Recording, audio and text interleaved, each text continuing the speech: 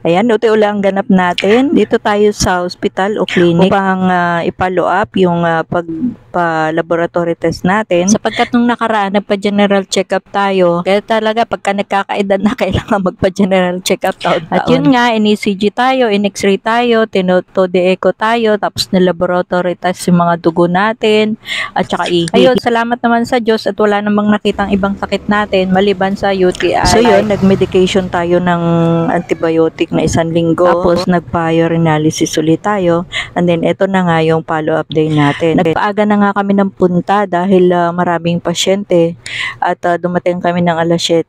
Ay yung doktor darating pa daw ng 9 kaya lumabas muna kami ng clinic. Naghanap kami ng makainan. At ito nga sa di kalayuan, may nakita kaming lugawan at then sa kabila naman ay parisan. Kumain na kami nung nakaraan dun sa lugawan kaya dito ang pinili namin sa may parisan naman. Ano talaga, explore din na makainan ko pag may time. Ayun na nga, nakita namin, Paris, only rice at free drinks. Parang Diwata overload lang Dati naman hindi uso yan pag Paris, Paris lang.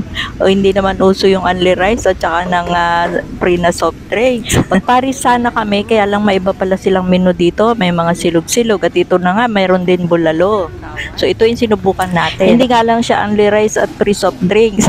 Naku, pag only rice to, lugi sila kasi nakatatlong rice kami at nag-soft drinks din kami. Dahil masarap ang kanilang bulalo. Ayan, kita nyo naman. At masarap na may sawsawang patis. Kaya yan, for the kain ng mga person, talaga pinagpapawisan kami ng kain dito dahil bukod sa masarap na bulalo ay mainit pang sabaw.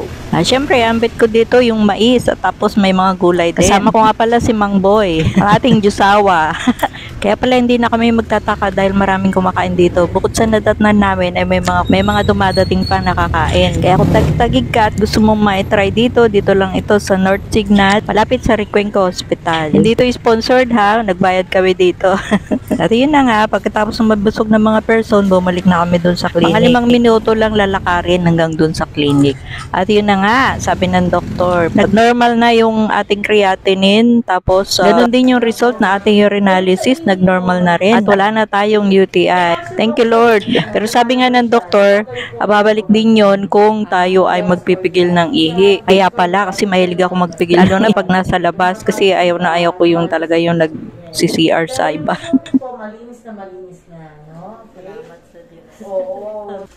Pero bumabalik pong UTI, Kailangan ni mama bago kayong titigil ng ihi. Yung reseta mo ng gamot, ma'am. So yun, ang nireseta na lang sa atin ay yung vitamin. Ayun, di ko na sana i-share to, kaya lang maging aral din sa atin. Yun nangyari sa akin, na huwag magpigil ng ihi para hindi magka-UTI. Yun lang. Hanggang sa next video natin. Bye. God bless.